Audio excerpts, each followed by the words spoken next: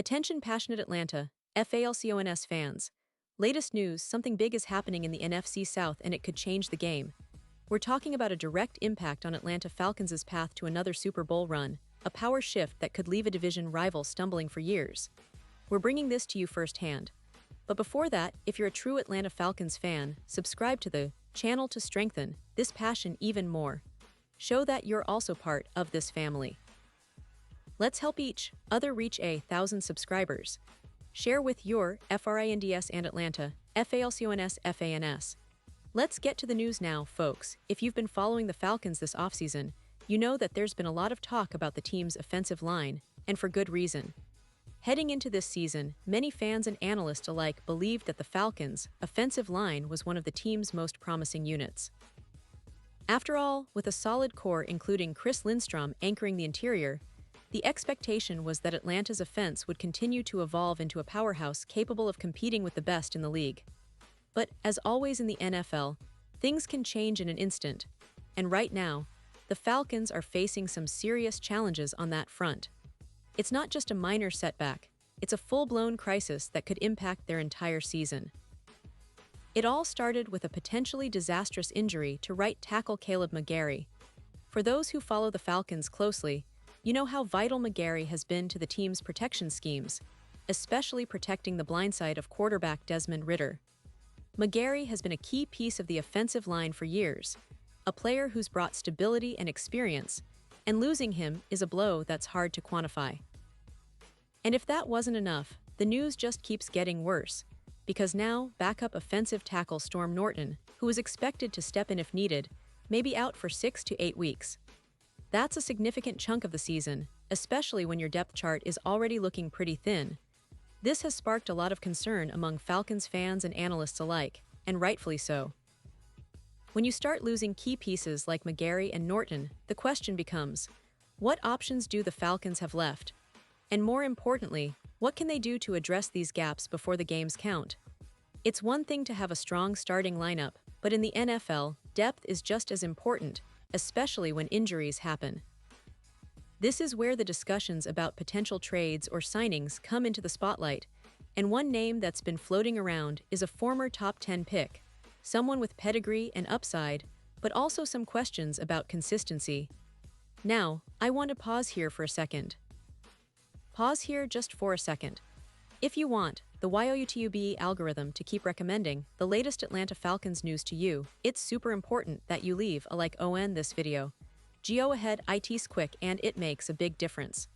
Thank you. Now let us continue with the big reveal. Because folks, this situation with the Falcons' offensive line is not just a minor concern. It could define their entire season if not addressed properly. The team's offensive line has historically been a position of strength for Atlanta. Over recent years, players like Chris Lindstrom have emerged as elite at their positions, earning Pro Bowl recognition and becoming cornerstones for the Falcons' success on offense. But outside of Lindstrom, the rest of the unit has come under scrutiny, and right now, the cracks are showing. The injuries have exposed the lack of depth, and that's a problem that needs urgent attention. The Falcons' senior reporter, Torrey McElhinney, pointed out that, while the unit as a whole has been praised, most of that praise was directed at Lindstrom. The other pieces, especially on the outside, haven't held up as well individually. This is a critical issue because protecting Desmond Ridder's blindside is paramount, especially with the importance of developing him as the franchise quarterback. And McElhinney's insight about Michael Penix Jr., blindside protector, or rather, the need for someone to step up and fill that role, underscores how vital this position is for the team's offensive continuity. McElhinney also highlighted how much McGarry meant to the Falcons' offensive scheme. Despite some criticisms over the years, she emphasized how crucial he was in making the offense go. His experience, leadership, and on-field performance were vital to Atlanta's success, and losing him, especially early in the season, creates a significant void. The team's coaching staff and management are now faced with tough decisions about how to fill that gap, whether through internal options or external additions. One interesting point that McElhinney brought up was the idea of moving OG Matthew Bergeron to tackle. Bergeron played tackle in college, so technically, he has the experience, but moving him now might create more issues than it solves. It's a tricky situation because, on one hand, the team needs bodies to fill the line, but on the other, forcing a position change might weaken an already fragile unit. With final roster cuts coming up soon, the Falcons are in a race against the clock to find solutions. And given their limited options on the current roster, the team might have to explore the free agent market. That brings us to a potential target that's been discussed quite a bit lately, a player like Evan Neal from the New York Giants. Neal was once considered a dominant run blocker in college, with excellent quickness for his size, and many scouts believed he had all-pro potential.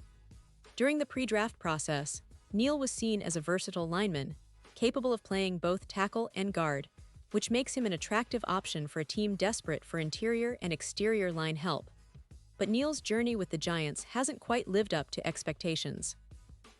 After 3 disappointing seasons, the Falcons could see him as a fresh start, a chance for Neal to re-emerge as a key piece in an offense again. The Giants, on the other hand, are reportedly open to trades, especially since Neal has been benched at times this season. According to NFL analysts like Eric Edholm, Neal's been listed as a trade candidate because he struggled to string together consistent performances and rebound from the benching that has somewhat diminished his value. The Giants might look to move him, especially if they believe they can get something valuable in return, and the Falcons could be a team that benefits from that. Now, I want to emphasize that Neal still has the athletic upside, and he's only 25 years old, so he's not a player without potential. Giants assistant GM Brandon Brown has stated that Neal is fully on board with the move to guard, but what they really need is to see those flashes of brilliance more consistently. For the Falcons, this could be an opportunity to give Neal another shot at proving himself at tackle, especially if they can negotiate a reasonable trade price. His ability to be a dominant run blocker and his quick first step could fit seamlessly into Atlanta's offensive scheme, helping to stabilize the line and give Ritter the protection he needs to develop further. Of course, moving for Neal isn't just a matter of throwing out a trade offer and hoping for the best. The Falcons will have to weigh what they're willing to give up and what Neal can bring to the table right now. The cost may have dropped significantly after his recent benching, making him a more attractive option. The key will be assessing whether Neal's upside outweighs the risks, and whether he's willing to embrace a new role or position if that's what it takes to get back on track. All of this comes at a crucial moment in the Falcons' season. With the regular season just around the corner, every game counts, and the offensive line stability is directly linked to their success. A strong, healthy line can open up the running game for guys like Bijan Robinson and Tyler Allgeier, give Desmond Ritter more time to throw, and ultimately turn this offense into a scoring machine. But if the line continues to struggle, it could hamper their entire offensive game plan, leading to more turnovers, sacks, and missed opportunities. The coaching staff and front office are undoubtedly working tirelessly behind the scenes, trying to patch up this unit before it's too late. Whether through internal development, strategic trades, or signing free agents, the goal is clear: protect Ritter, establish the run, and keep the offense clicking. The addition of someone like Neal, or a similar veteran who can come in and contribute immediately, could be just what the Falcons need to turn things around. Let's also remember that this isn't just about patching a hole for one season. It's about building a foundation that can sustain success for years to come. The Falcons have been on the rise, with a promising young quarterback in Ritter and a talented running back in Bijan Robinson. But the offensive line stability is the missing puzzle piece that can elevate this team from good to great. The next few weeks will be critical, and how they handle this injury crisis might determine whether they're playoff contenders or just another team with potential unfulfilled. In the bigger picture, this situation underscores the importance of depth in the NFL. Even the best teams face adversity, and how they respond can define their seasons. The Falcons are proving that point right now, and it's going to be fascinating to see what moves they make, how their players step up, and whether they can overcome this adversity. The NFL is unpredictable, and injuries can change everything in an instant, but with the right moves and a bit of luck, Atlanta can still turn this around and make a serious playoff push. So fans, keep your eyes on the news over the next few days. The Falcons are not sitting still. The front office is actively exploring options, and the team's resilience will be tested. Will they find the right player to shore up that offensive line? Will Neil or another veteran come in and make an immediate impact? Only time will tell, but one thing is for sure, the passion here in Atlanta is alive and well, and we're all rooting for this team to come out stronger on the other side of this challenge. And now, Atlanta Falcons fans, I want to hear from you. What's your take on this situation? Do you think the Falcons should pursue Neil or another free agent? Do you believe that they can overcome the injury crisis and still make a deep playoff run? Drop your thoughts in the comments below. Your opinion matters so much to us and to the Falcons. And don't forget, I'll be back soon with more updates, so stay tuned for the latest Atlanta Falcons news. Thanks for riding along with me today, and as always, let's go Falcons!